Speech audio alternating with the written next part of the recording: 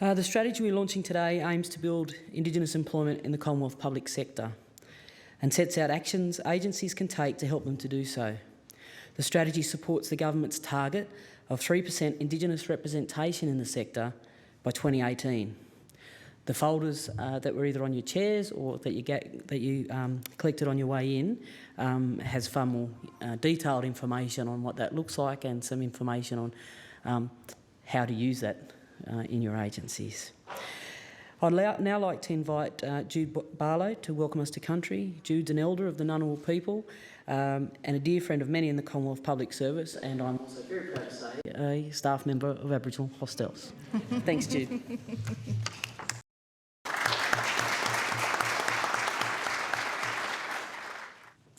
Good morning, everybody. I hope you can see me. They do have a stool for me over there just in case you can't see me over the lectern. So good morning. Firstly, I would like to thank you for inviting me to represent my family and ancestors today. I would especially like to acknowledge my dear old dad, Eric Bell, who is seriously ill in Canberra Hospital at the moment. I am both humbled and grateful to represent him and our ancestors.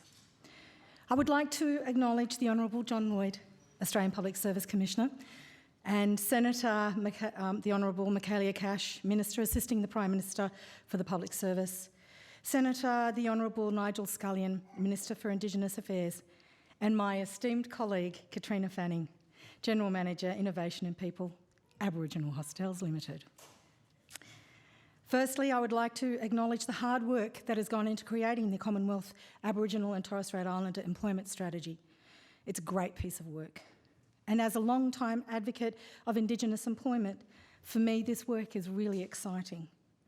Yesterday, I visited my seriously ill dad in hospital, in Canberra Hospital, and he was telling me stories of my grandmother and my great-grandmother and their extraordinary work ethic.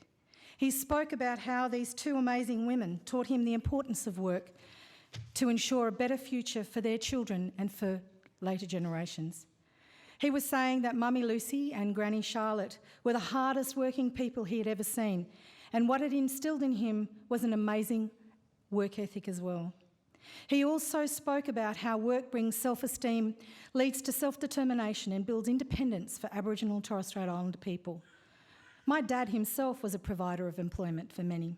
Some years ago he set about clearing the area underneath the bridge in Yass and created a cultural pathway so that people could journey down that pathway and understand how our ancestors lived along that river. And as a part of this project, he employed many young Aboriginal people. He gave them a purpose, he enabled them to gain a sense of pride. And like the important work my dad provided to the young Aboriginal people in his community, this strategy is about providing opportunity and developing the capability of Indigenous employees so that they become employable or more employable. It is also about creating workplaces that are culturally safe and socially inclusive. It is about working together to ensure people are accountable, culturally capable, and take the lead in valuing and respecting diversity and each other. And today also marks another important day in Australia's history. Today is Remembrance Day. And I acknowledge and recognise the great many sacrifices made by so many Australians. In particular, I would like to acknowledge Aboriginal and Torres Strait Islander soldiers who served their country on the fields of Flanders, at Gallipoli and other battlefields during the First World War. And to those 6,000 or so who served in the Second World War in Africa, Southeast Asia, the Pacific, Papua New Guinea and Singapore. They made an extraordinary sacrifice for a country that has been theirs for over 60,000 years. I thank them for their sacrifice and I salute their forbearance and patience waiting for payment for this sacrifice, which has been long overdue. Now, the act of welcoming another to country has been a continuing part of Aboriginal and Torres Strait Islander cultures for thousands of years. There were no fences that defined the borders of Aboriginal lands, but there were clear boundaries that separated country. So to cross or to come onto another's country required permission. A ceremony of sorts was performed to allow visitors from other clans to travel safely across that country. It's a bit like being welcomed into someone's home. So today, I acknowledge my ancestors, my grandparents, mum, but most especially my dad. people who are caring for country and sharing their stories in order to broaden the depth of understanding of Australia's First Peoples.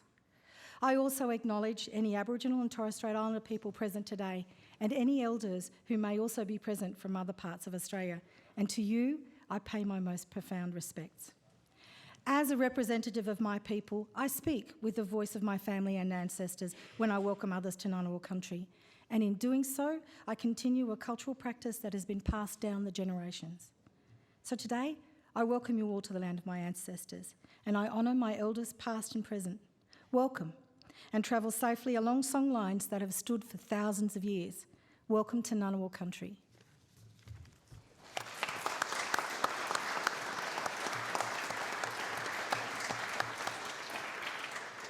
Thanks, Jude, for that very warm welcome. I might take a moment, since the next act isn't here, to fill the space with maybe what people might not know about, and apologies, Jude, you correct me if I'm wrong here, obviously, but for people who might not know what Ngunnawal country boundaries might look like, if you follow your eyes along the Brindabella Mountains over to Wiradjuri, people towards Yass, just a little shy of the town known as Tumut, follow the Brindabella Mountains down towards Cooma, stopping about halfway where their country borders the Ngarigo people, following down then sweeping towards the coast, but before those mountain ranges and touching communities like the Yuin Nation, and wrapping around just before Goulburn and linking back around to Yass. So whilst there's not a fence line, there's rivers and mountain lines that help my people come meet with Jude's people for many thousands of years. And so just, for people to have a bit of a sense of what that country and that area might look like. Just to give my guests 2 seconds to sit down, I thought I might also mention one of the other reasons that a welcome to country is so important to someone like myself is not just the traditional protocols that go along with it, but it helps when only a generation ago my own mother and her brothers and sisters were required to live in a designated area at a little village called Wanabadgery and could not move into Junee, the big metropolis that it is, until they were, well, my mum was about 12, so in the late 50s. And so welcome to country for me is also about redressing an issue of acknowledging us as part of a community, part of the citizenship that makes up Australia, and part of the reason for being a public servant is to contribute back to that community and to be an active member of that. So welcome to country helps to tie those things together. I would like to again, formally welcome now that they are here, Minister Cash and Scullion. The first of those speakers, so hopefully they've had a chance to catch their breath, but I'm guessing on a sitting day this is normal practice and it's more unusual for me than you. So it's my great pleasure to introduce the Senator, the Honourable Michaelia Cash, Minister assisting the Prime Minister for the Public Service. Senator Cash is also the Minister for Employment and the Minister for Women.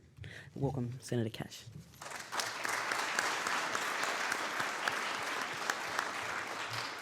Ladies and gentlemen, good morning, and it's an absolute delight as the Minister assisting the Prime Minister for the Public Service to join you all here this morning. Can I in particular acknowledge my colleague and my very, very good friend, and someone whom is obviously exceptionally well known to all of you, but in particular for his commitment to empowering Indigenous people throughout Australia, and that is, of course, the Minister for Indigenous Affairs, Nigel Scullion. Can I also acknowledge the Public Service Commissioner, John Lloyd, and to everybody else, and to thank you for your commitment to, again, empowering Indigenous people throughout Australia. Today is a momentous event, but it's made all the more timely for Minister Scullion and I, because last night, for the second year running, we had the absolute honour and privilege of hosting a barbecue here in Parliament House. Now, the reason it was an honour and a privilege is because we hosted 4 young Indigenous girls from the Role Models and Leaders Academy in Western Australia, New South Wales and Queensland. For those of you who don't know Role Models and Leaders, it is an organisation that is committed to the advancement of young Indigenous women. And in particular, the organisation is focused on ensuring their students receive a well-rounded education as they understand the immense opportunities that emerge when young women are equipped with a comprehensive education. Ladies and gentlemen, building Indigenous employment and reducing disadvantage amongst Indigenous people are integral components of this government's agenda. The Australian government remains committed to improving the lives of Indigenous Australians through closing the gap. A greater focus of the government's priority areas of education, employment and safe communities is critical to improving outcomes for Aboriginal and Torres Strait Islander peoples. And I think we all know, and that's why you're here today, that we all have a role in ensuring that these outcomes are met.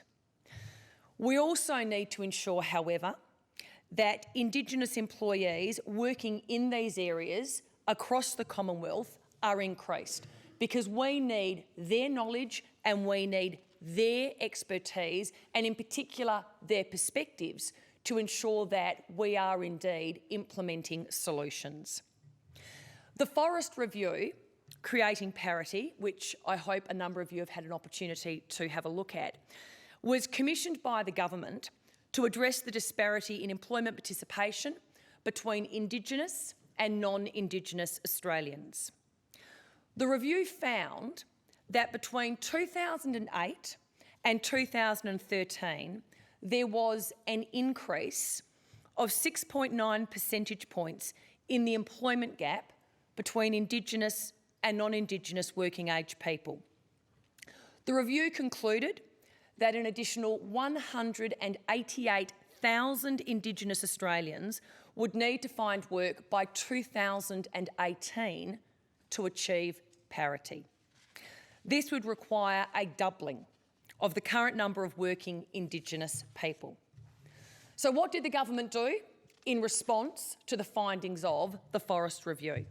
Well, what we've done is we have now set a target for Indigenous representation in the Commonwealth public sector of 3% by 2018. The Commonwealth has an important role to play in modelling better practice in recruitment and retention to the broader workforce and strengthening community capacity. There are many existing initiatives that can be leveraged in this regard. The Commonwealth public sector workforce, as we all know, is both large and dispersed across Australia, and it is very, very well placed to lead the way. But to meet this target, what do we need to ensure? Well, we need to hold ourselves to account, we need to track our progress, and we need to continually strive to improve. And that is why, for the first time ever, the government has set agency-level targets for Indigenous representation. These take into account agencies' current representation and regional presence, so that each agency has a target that is achievable, but a target that is also challenging. Progress towards the targets will be reported annually by agency from next year on the Department of the Prime Minister and Cabinet's website. So we are going to ensure transparency. The progress is also going to be included in the Prime Minister's annual Closing the Gap report. There is no point in putting in place a process such as this if we don't ensure transparency and if we don't ensure that we are held to account. The Commonwealth Aboriginal and Torres Strait Islander Employment Strategy that has been launched today sets out the roadmap to help agencies meet their targets and achieve sustainable improvement in Indigenous representation. The strategy itself has 4 key action areas, and these are: 1, expanding the range of Indigenous employment opportunities; 2, investing in developing the capability of Indigenous employees; 3, increasing the representation of Indigenous employees in senior roles; and 4, improving the awareness of Indigenous culture in the workplace. The strategy itself is underpinned by 4 principles. First, the head of each Commonwealth agency is accountable. Accountability is always a good thing for improving the representation of Indigenous Australians in their workforce. And I'm pleased to see some of the agency heads here today supporting this important initiative. Secondly, public sector leaders are to participate and take action to drive improvements in the employment of Indigenous Australians. Thirdly, the public sector should have culturally safe workplaces where Indigenous employees are supported and they are valued for their contributions and where managers are culturally aware. And finally, partnerships are encouraged between Commonwealth, public sector agencies, state and territory governments, non-government organisations and the private sector to improve Indigenous employment outcomes, but also to ensure that we are all sharing best practice. I'm also very pleased today to note that we are joined here with some representatives of the Commonwealth Indigenous Champions Network. You, without a doubt, have an exceptionally important role to play in ensuring that these principles are embedded, but also that they are adhered to in the agencies across the public sector. And I thank you for the continued contribution that you yourselves are making. In saying that, though, we all have a responsibility to help make sure that employment in the Commonwealth public sector is as inclusive as possible. It is the responsibility of every one of us, if we're an agency head, a manager, or someone involved in the recruitment process itself, to consider how we can increase Indigenous representation in our own area of influence. In terms of the Australian Public Service Commission, it is working with Commonwealth agencies on the implementation of this strategy.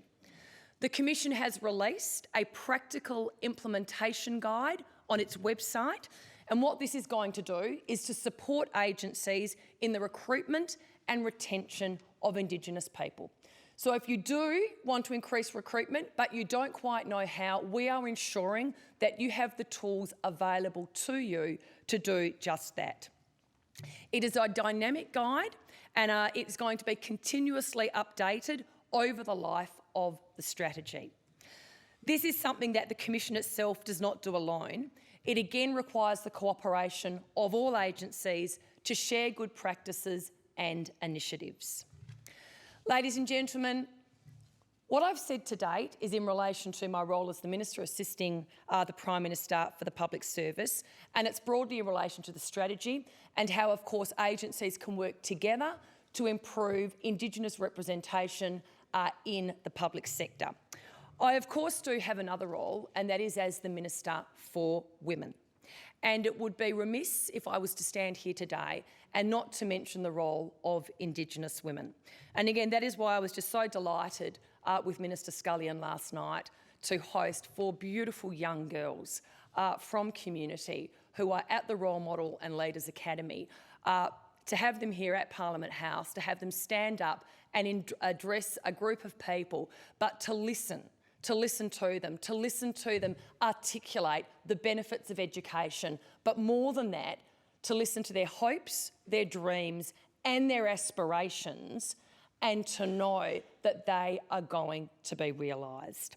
What I've done in my role as the Minister for Women is I've asked the Australian Public Service Commissioner to ensure that in implementing the strategy, there is an emphasis on Indigenous women in particular, on initiatives to find pathways into employment for young women and girls. It is so important, and I know you'll all agree with me, that young girls and women are empowered to make informed life choices. So, as agency heads, as managers, as people involved in the recruitment process, as you consider initiatives to increase representation of Indigenous Australians in your particular agency, I would ask you and I would encourage you to consider the effect of any initiatives on gender and to take steps to ensure that Indigenous women and men have equity within the workplace. Many of your agencies already do a great job in ensuring that you are recruiting Indigenous Australians, especially through entry-level pathways. What we now need to do together and with the resources that we are providing you is to ensure that we are recruiting and increasing the number of Indigenous Australians in senior roles. We have a new Indigenous portal that has been established by the Commission, and this is a mechanism for increasing representation through special measures, recruitment at higher levels. And again, I encourage you to go online and to use this portal. I am also aware that for many agencies, actually the retention of Indigenous employees that is of concern. Understanding why Indigenous employees leave at a greater rate than non-Indigenous employees is the subject of a Commission-funded research project. The results are actually going to be made available in December of 2015, so shortly. And what they are going to do is they are going to provide us with a roadmap for future work in this area. And can I commend the Commission for all of the important work, John, you are doing in this regard. Ladies and gentlemen, it really is a momentous day today. It is an important step forward in the journey towards creating employment parity for Indigenous Australians. I really do commend the strategy and the implementation guide to you all. I'm always a believer that when we work together, when we share best practice, when we have that same common goal, we really can make a difference. And in relation to improving the outcomes for Indigenous people in the public sector, we have our goal, we have our strategy, and we have our tools, and together, I believe, we can make a difference. So well done.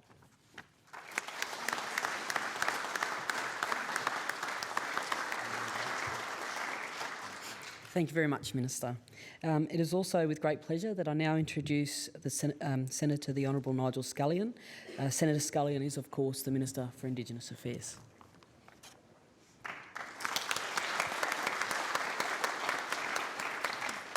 Thank you very much, Trina.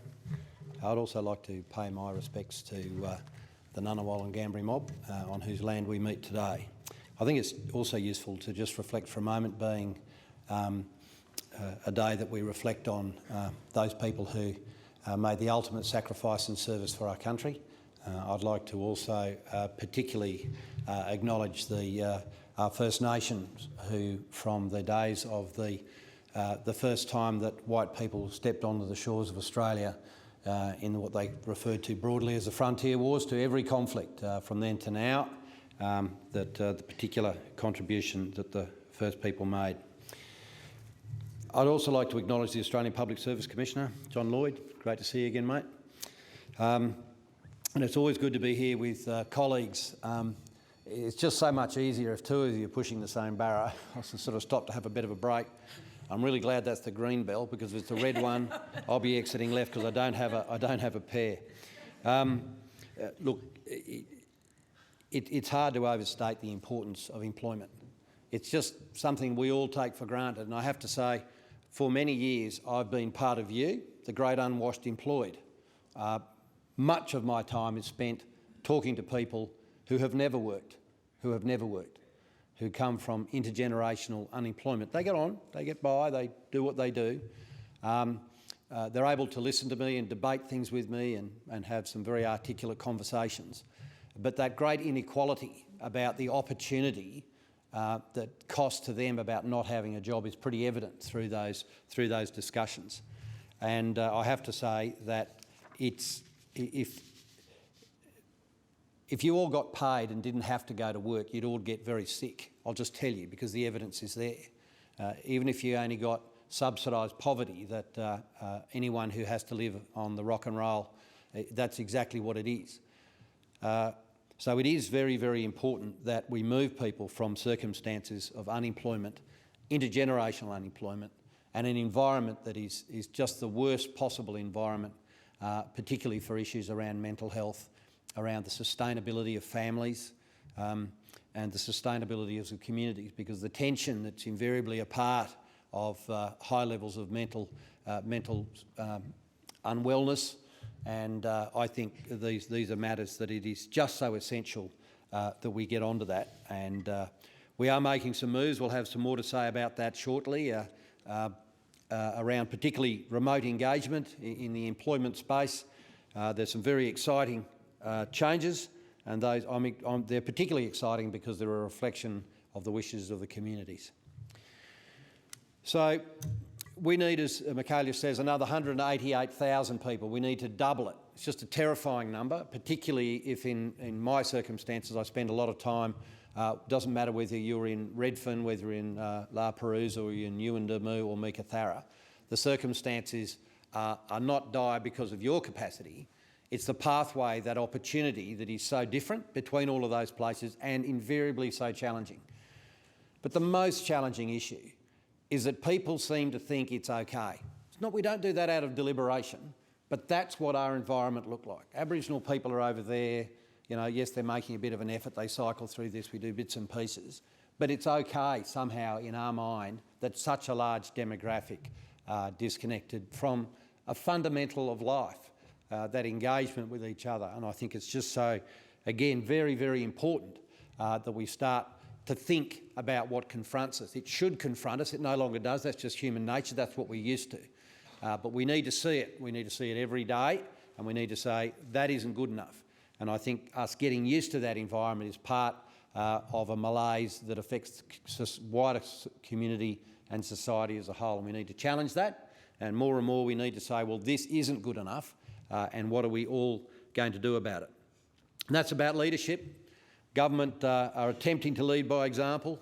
We've committed to a 3% employment target across the Commonwealth public sector by 2018. So that's 9,270 Indigenous jobs. You know, I come from a business background, and I think some of the lessons in life and in government are about business. I run a business, so I'm not actually into politics. I don't understand it very well.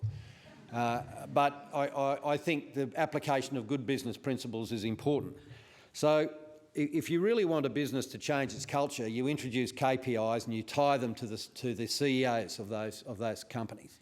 So the secretary of every department across every portfolio of the Commonwealth now has a KPI about Indigenous employment, and I know they'll meet it. And I know they were especially delighted to know that their performance would be on a public website. They got a bit excited about that. And I have to say, their excitement is it's just producing the most wonderful outcomes. It really is. People are deciding that this is really something we need to focus on, and I'm just delighted by the response of the Australian Public Service. So as the Australian Torres Strait Islander employment strategy outlines, to achieve this, we've got to have a sustainable and achievable plan for every portfolio. We're all different. We're all in different portfolios and we have different opportunities, but we all have the same obligation. We have the same obligation that we will get to parity in employment across the Commonwealth by 2018. So that means we've got to expand another number of opportunities. We can't just leave it as a static. We've got to think about this. This is one of our major challenges. It's just, you know, the role of government isn't to just keep politicians out of the mud and to continue the churn of running the country. We've also every now and again got to say our task has changed. We've got to focus our task very much on the demands of the Australian public, and that is higher opportunities for our First people. So we do need to ensure that we're supporting professional development, supporting career path for Aboriginal and Torres Strait Islander people, increasing the representation of Indigenous employees in senior roles. And we do need, as I've said, to set specific tasks for each agency. So for those agency heads that are here, good news, you're doing well. Bad news for you possibly is the targets will change and they're not going down. In my own department, again, we're aiming for 17% by 2018. Well, we're now at 15%, so we're not going to rest on our laurels. Obviously, we hire and engage a lot of Indigenous people, not because they're Indigenous, because they have this huge quality of skills that are not available They are simply not available. You cannot do a degree and get the sort of experience, the life experience that many of these employees bring with them. They don't, you know, when we see their CV, they don't say, well, my life experience involves all of these things. But their life experience is in fact the most important thing that they bring with them. We can bring a whole bunch of IT skill sets and other skill sets with us, but that capacity to engage is the most important. Why? Because it's what we do worst at. Engaging with our first people, I think every time you see a failure in this place, it's been a failure to genuinely engage, to be able to communicate properly. And I think by irrigating the public service with our first people, we allow ourselves a much greater opportunity to communicate better and to really involve all of the first people in that endeavour. So I think that this employment strategy is really important because it provides a roadmap. So even if you're not directly involved in recruitment in your particular roles, I think your awareness of Aboriginal culture is very important, that you raise that. Now, I'm very lucky because I spend most of my life with Aboriginal and Torres Strait Islander people, but there are plenty in the public service. So some of the things you can do, you can just simply say you can become a mentor for support for an Indigenous employee. You all have a reconciliation action plan. That's right, that's the piece of paper that stops your coffee burning the table. Might want to open it, have a refresh about it, have a little meeting. I know I'm not big on meetings, as my mob down the back will reflect on, but have a meeting and say, well, what have we done with this? I listened to that bonehead out the front. Let's just have an open of it.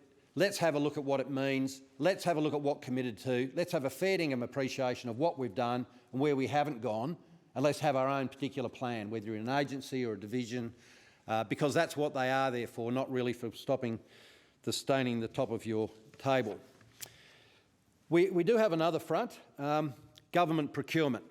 Again, we can ensure that we make that extra effort if you're in procurement or if you're ordering something. You know, so those people at the top tiers of the public service were always saying, go and do that. You say, pull up, come back in here. Go and do that and involve Indigenous people. If we're buying a pencil or a tank or a submarine, I want Indigenous people involved. And that's what I say every day. In fact, I continue to say it, and they all say, I know, boss, I know. But it's about making a decision that we are going to change how we do business is the way that we're going to change the outcome. So we need to harness our massive purchasing power, $39 billion of purchasing, $39 billion of purchasing. So it's a huge amount of procurement. We were at 2012-13, we invested $6.5 million in Indigenous organisations. I don't think we were trying particularly hard. Since we've introduced procurement policy in the first quarter of this year, I think we're approaching $34 million. So I think that's emblematic of just simply a decision being made. The Commonwealth have made a decision that everything we buy, everything we do, we're going to attempt to involve Indigenous businesses. Not because it's just nice to involve Indigenous businesses. We know that Indigenous businesses are 100 times more likely to employ an Indigenous employee than otherwise. It's just evidence, practice and making a decision, being fair dinkum about making change. So I think these are two important initiatives that we are doing in the Commonwealth. They're at our disposal.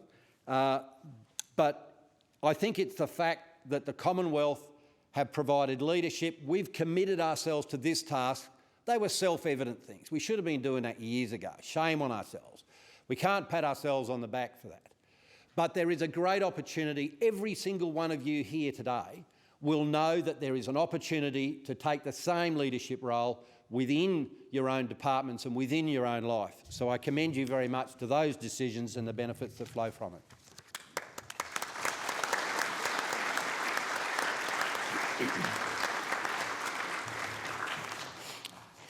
Thank you, Minister. That was excellent. So as we've heard, the strategy demands action from us to improve the retention and career development of Indigenous employees. In listening to both of those speeches, the thing that keeps coming to my mind is about higher expectations of ourselves, of how we do business, of who we work with and why we do it. It's something that we can all take responsibility for regardless of what level you are in the public service. It's all about the actions that you take.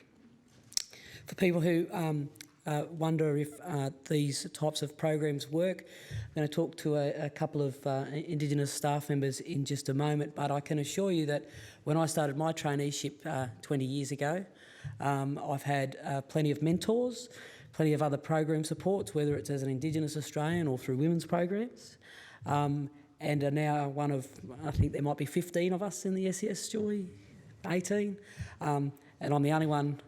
There's only a couple of us that are a decade out from retirement or more.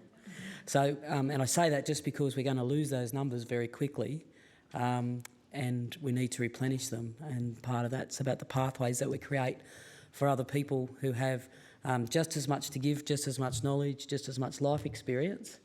And the strategy that's in the folder that you've got today is exactly that, a roadmap on how you can achieve that, both in career pathways for Indigenous public servants, but delivering to Indigenous citizens, because that's what they are, regardless of whether you've got an Indigenous-specific project or not, program or not, or policy area, it still affects Indigenous Australians, every piece of work that you're doing.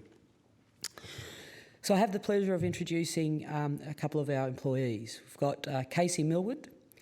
Casey, sitting there, everyone's got a big banner, so I don't need to really point out, and Peter Lakaitis. Casey is a Murri woman with heritage from Kalkadoon and Ukla. I'm not very good with Queensland stuff, and I don't make any apologies for it. That doesn't take much to guess where I come from. She has worked in a number of different agencies. Remarkably, whilst Casey didn't finish high school, she has, along the way, earned 2 diplomas and a business degree. And she is now undertaking a Masters of Business Administration. Casey is currently the Indigenous HR Advisor at the Australian Taxation Office. Peter is a Biripi man. His mob comes from around Taree on the mid-north coast. Much better country in New South Wales. Peter is admitted to practice as a lawyer, but that's okay, he's still all right, and has worked with the Attorney General's Department for the last 6 years. So Peter is also the chair of his department's Indigenous Employee Network. Do you guys need to head off? No? So, Casey and Peter, the first question that I've got for you guys, and you can fight between you who wants to answer first, but can you tell us, maybe Casey, tell us a little bit about yourself and your current role in the public service. So my name's Casey. I obviously from Queensland. Winners are grinners, baby. Yeah, they sure are. So I currently work at the Australian Taxation Office as their Indigenous HR Advisor. I've worked there since March this year. Before that, I've worked in similar roles in other agencies. I guess I'll just talk a little bit about how I came into the role. I actually started in the role at the inaugural Indigenous Employee Roundtable that the Taxation Office held. I actually hadn't started yet, but it was a really great way for me to come into the agency, met about half of our Indigenous staff, which was 125 employees at the time, and spent 2 days just really listening to them about, you know, what they wanted from the tax office in terms of recruitment, retention and career development. So a huge program of work fell from that, and that's pretty much what I've been doing ever since. Thanks, Casey. Peter, how about you? What was the question again, sorry? Just a little bit, about yourself and the role that you play. So I started my career late in life. I entered the public service at 31. Before that, I had a varied career doing all sorts of other things, including computer programming, database analysis, and cooking in a very large restaurant. And then one day decided to become a lawyer. Still mystified why I decided that, but I did. And I was working in a law firm for about a year after graduation. It wasn't quite what I guess I wanted out of life in career. And quite frankly, I hated billables, if anyone's ever worked in that environment. And I thought there was something I could do better in the world and really, have a big impact. So, and so I entered the Australian Public Service through the Pathways program, which is an excellent program, which I'm still a big supporter of, and I actually try to get my HR department to send me down to be one of the assessors every year for that, much to my boss's disappointment, because I'm out of the office for 3 days in a week. And I've been in the Attorney General's department ever since. I did their grad program, worked in various different areas such as classifications, emergency management, and national security law and policy.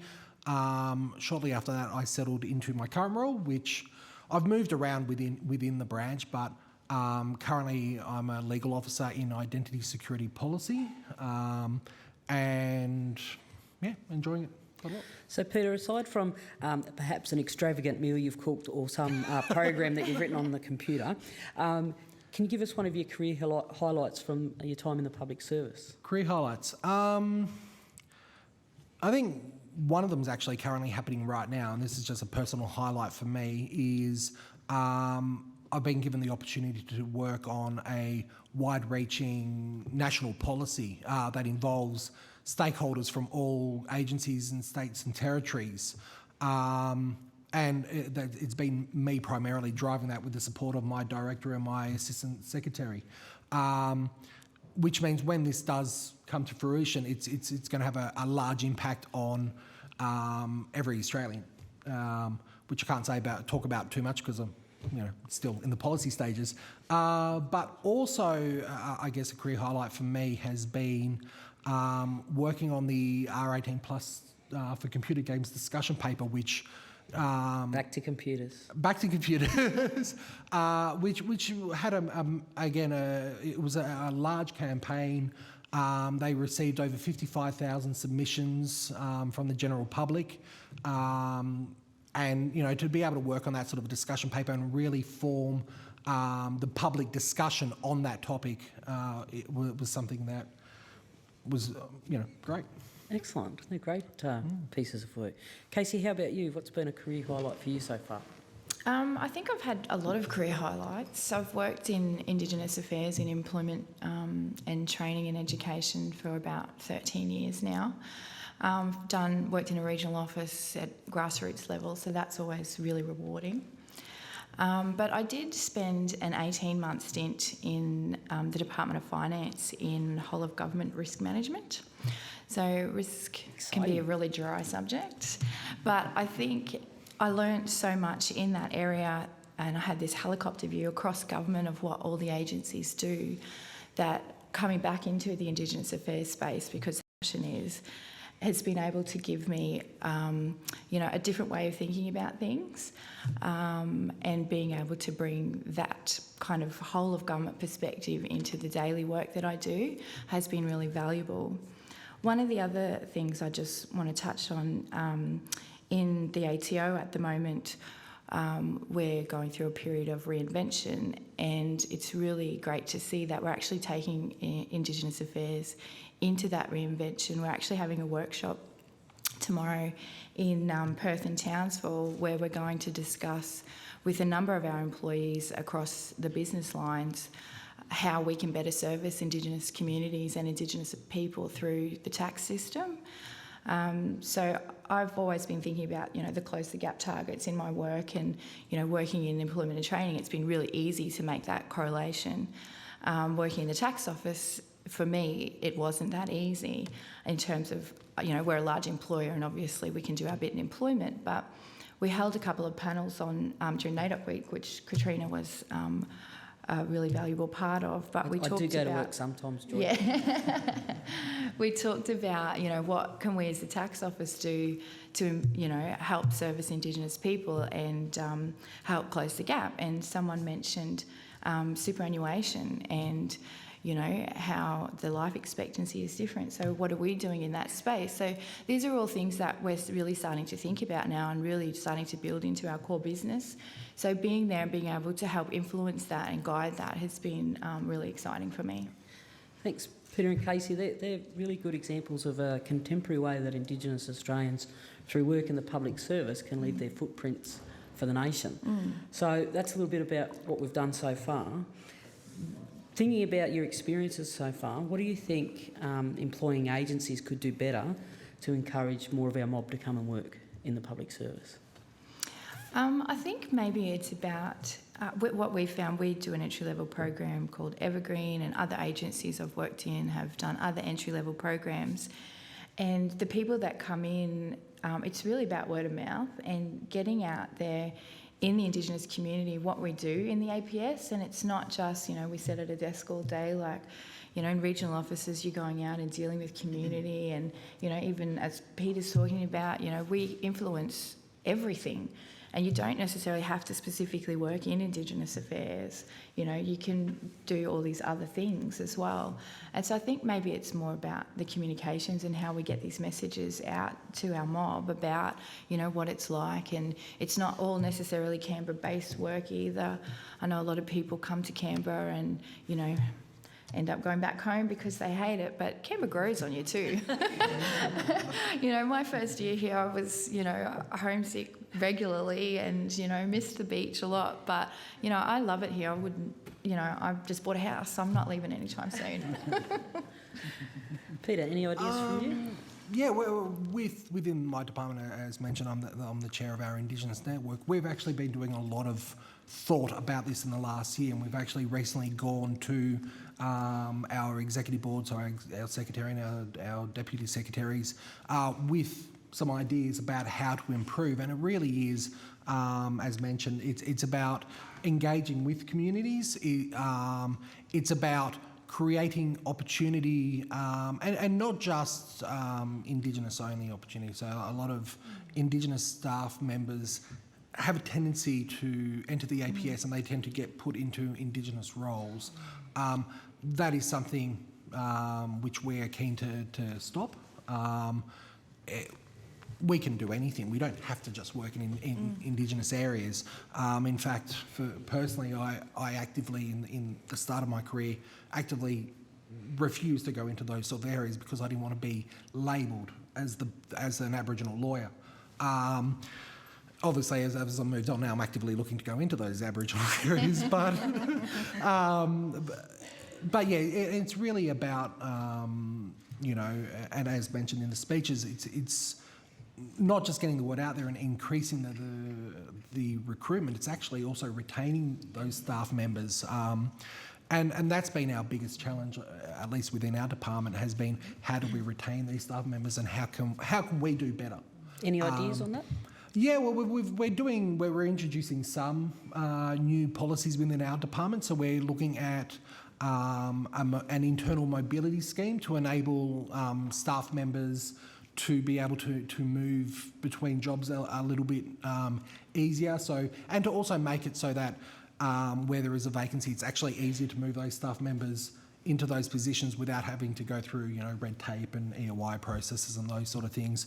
We're also looking at the wider APS because we are all part of one APS. So my department has been spearheading talks amongst other departments about looking towards some kind of secondment scheme where Indigenous staff members will be able to go what I'm calling a work holiday, to go to another department and experience another role to possibly work above level than what they have been to get that new experience in order to bring that back to their home agency and spread the word effectively, you know, and spread that experience. And look, at Aboriginal hostels, we're very aware that perhaps some of our staff are stuck in one pathway, and we've just recently entered an agreement with the Department of Finance for that reason, to second Indigenous staff over to finance to see things from a different point of view, and some of the finance staff to come to hostels and share some of their skills with us. So I think that's a really good idea. Yeah. Casey, any? I was just going to say pretty much the same thing. We do in our agencies often think, you know, we have to retain them within our agency, but we're one APS. The skills and experience people are going to get going back out. And, you know, if your work environment is a good place, then your employees are going to want to go out and then get that experience and then bring it back in, and that can only be a good thing. Excellent. What have you learned as a public servant that you think be useful for other people to know? For me, I think it's just about not getting stuck in that rut, not getting, you know, stuck in the same place doing the same thing and getting burnt out and then wanting to leave your position and then leaving the APS altogether. You know, don't be, you know, just afraid to try new things and do new things. I've worked in a number of different agencies. I've worked in DEWA, Education, Department of Finance and the Tax Office. I've also done a stint out at a university, which was really valuable for me as well. So I think it's just, you know, getting that skills and experience and not being afraid to, you know, take that next step. And while we're talking about, you know, women, there was a study I read not long ago about how if men think that they could do like 25% of a job, they'll apply for it. Women won't apply for a job unless they are 100% sure that they can do it. So in terms of, you know, being an Aboriginal woman, I really took that to heart, and, you know, probably before I thought I was 100% confident in doing a job, I had applied for it, and, you know, now I'm doing it, and, you know, I think I'm doing it well. Well done. Just one last question for both of you. What do you think is the best thing about being a public servant? I think it's getting to influence the way that we, you know, write policy and run programs for the Australian public. Peter? Yeah, no, I agree. It's definitely the chance to really influence the way this country operates, and, you know, to have a voice in the system. It's, you know, once you leave the public service, you no longer have that voice, and so while you're in it, to really, you know, get in there, be confident, and you know, to have your say while you're there. Great answer. What a way to finish that. Could I get everyone to thank Casey and Peter, please? Back over to my seat. So there's a couple of things in that. One, you can see there's some wonderfully talented public servants, at least sitting at the table, maybe not at the lectern.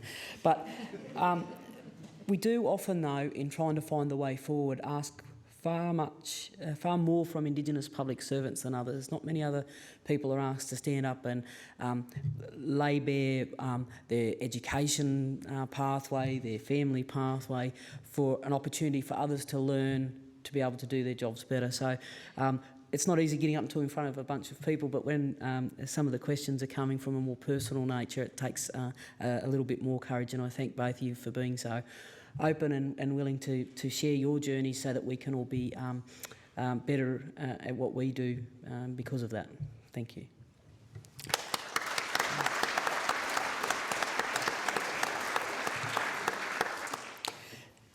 So that brings us to our last speaker, and I am pleased to invite the Australian Public Service Commissioner, the Honourable John Lloyd, to close our proceedings.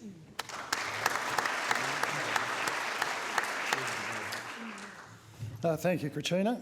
I would like to acknowledge the traditional owners of the land on which we are meeting and pay my respects to elders both past and present. I would also like to acknowledge all First Australians whose cultures we celebrate as amongst the oldest continuing cultures in human history. I hope today that a main takeout for you is to understand, have a sort of a grasp of what we're about in this Aboriginal and Torres Strait Islander employment strategy. It is, for me, one of the most important documents we've produced at the Public Service Commission. We want to implement it. We hope that you share it with your leaders in your organisation about how you go about doing that, and also share your ideas and feedback to us. We welcome feedback anytime, either directly or through our portal, and also we can share it with you amongst other Commonwealth agencies. Look, the importance of improving employment outcomes of Indigenous people cannot be overemphasised. We must increase the representation of Indigenous Australians in our workforce to reflect the diversity of the community that we serve and respond appropriately to its needs. I'm always conscious as Commissioner to ensure that we don't get too far ahead or distant or disconnected from our community. It's so important as public servants that we maintain that viable, real, credible connection to the community that we serve. So as the strategy makes clear, the Commonwealth public sector is well placed to lead the way. Our workforce is large and geographically dispersed and provides services to all Australians.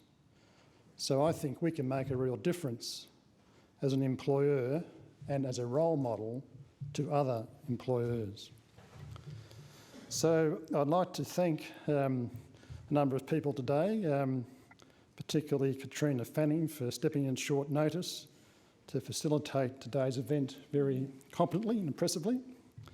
I'd also like to thank our graduates, Casey and Peter, for sharing your experiences with us, and also ministers for your excellent and inspiring speeches today. I would also like to thank you all for attending. I would also particularly Joy Savage from Aboriginal Hostels, Chris Moratis, the Secretary of Attorney General's Department, and of course all of you who have senior and important roles in the public service and can do so much to advance this strategy. Now we're on here Remembrance Day, and Jude in her welcome to ceremony mentioned the excellent contribution that Aboriginal and Islander men and women gave to the service of the country. They have a long and distinguished career in serving Australia's armed forces. And also I'm pleased that today Aboriginal and Torres Strait Islander people continue to serve proudly in Australia's Defence Force. So thank you all for attending. Thank you for attending because we did have some scheduling changes. We moved along, late scheduling changes, but thanks for coming. And I wish you all the best for the rest of the day. Thank you. Yeah.